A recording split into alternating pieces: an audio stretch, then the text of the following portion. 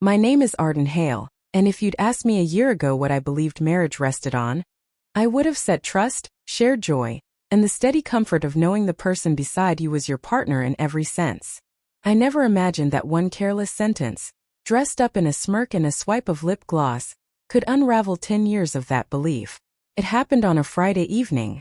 A peaceful, harmless kind of night. The sort that shouldn't have held any danger at all. I had just finished cleaning up after dinner when my wife, Leah, stepped into the kitchen looking like someone who had no intention of returning home anytime soon.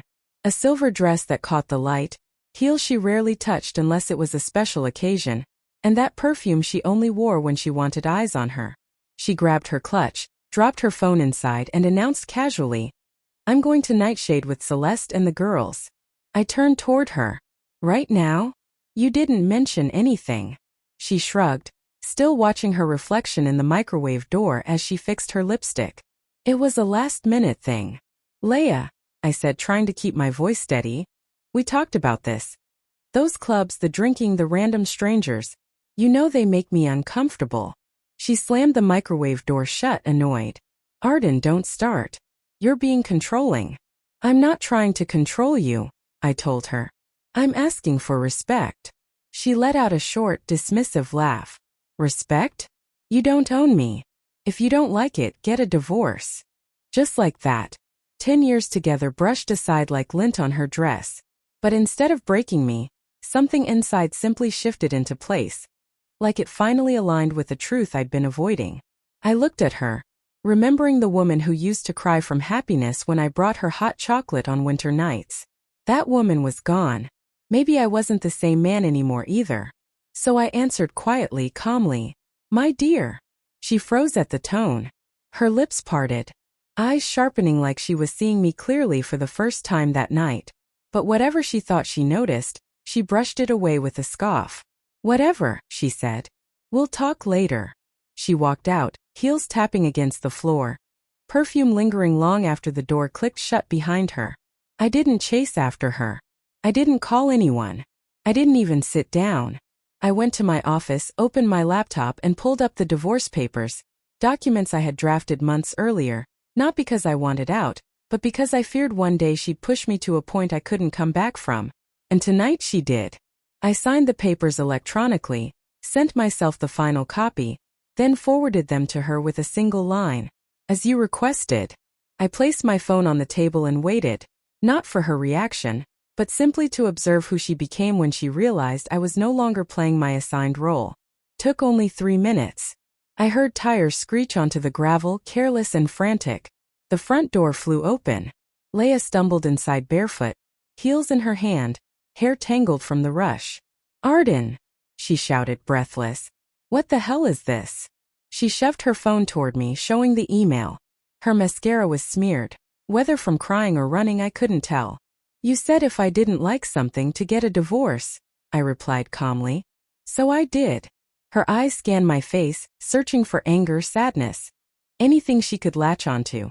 But I had nothing left to give her. I was done donating pieces of myself for her to decide whether they were worth discarding. "You're not serious," she whispered.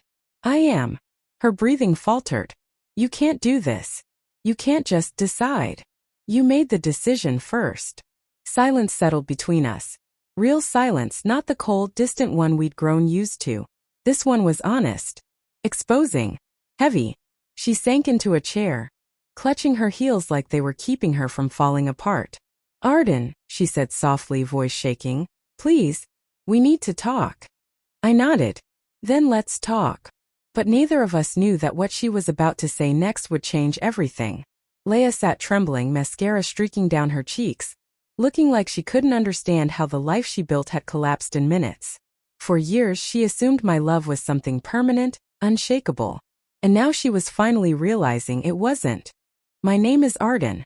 If you had asked me a year ago what I believed marriage rested on, I would have said trust, shared laughter, and the quiet comfort of knowing the person beside you was on your side. I would never have imagined that one careless sentence, tossed at me with a smirk and a smear of lip gloss, could unravel 10 years of that certainty."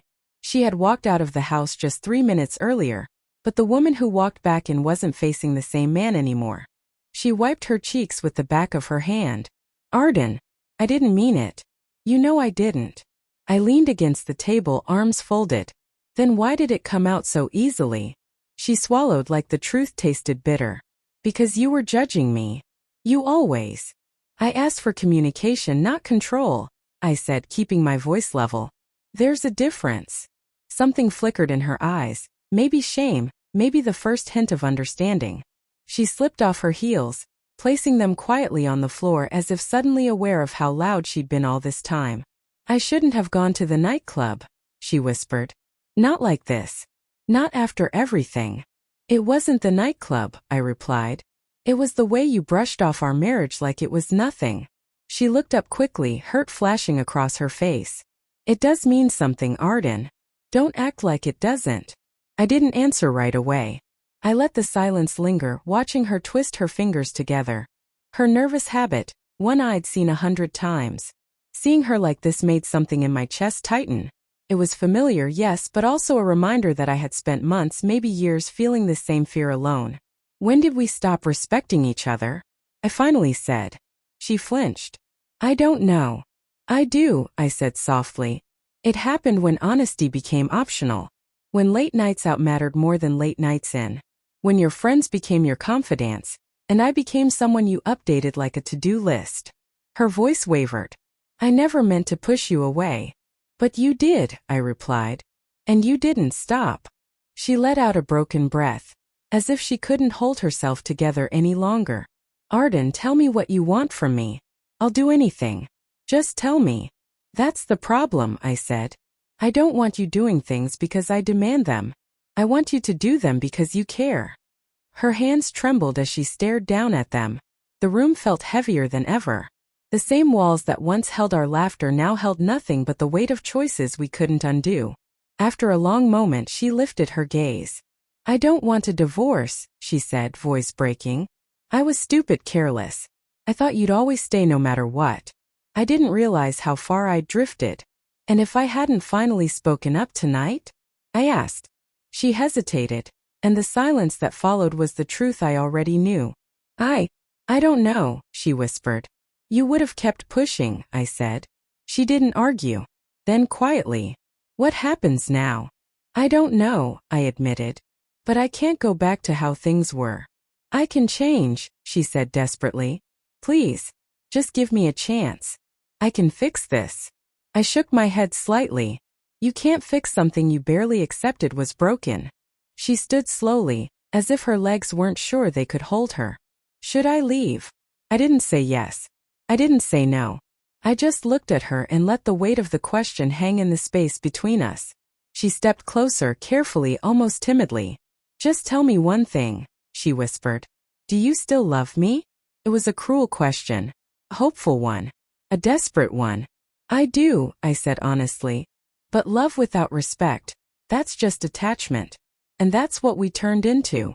She covered her mouth as a small sob escaped her. I don't know how to fix respect, she said. You start by listening, I replied. By choosing us without being reminded. By not running to a club because you're bored. And by not treating divorce like a joke. She nodded slowly, each word hitting exactly where it needed to. I want to try, she said. I want to heal, I replied. Together. Her voice was barely a sound. I didn't answer immediately. I didn't let emotion choose for me. I let clarity speak this time. Together, I said finally. But with boundaries. With honesty. With both of us choosing this marriage, not threatening it. Her shoulders relaxed a little, but the look in her eyes showed she knew this wasn't a reconciliation. It was a warning. A beginning, not a reset. Okay, she whispered. I'll rebuild the trust you lost, I said. And I'll rebuild mine. She moved closer. Close enough to touch but didn't. Maybe she finally understood that closeness wasn't something she could just take. Maybe she finally grasped that love isn't a guarantee. It's a decision you renew every day.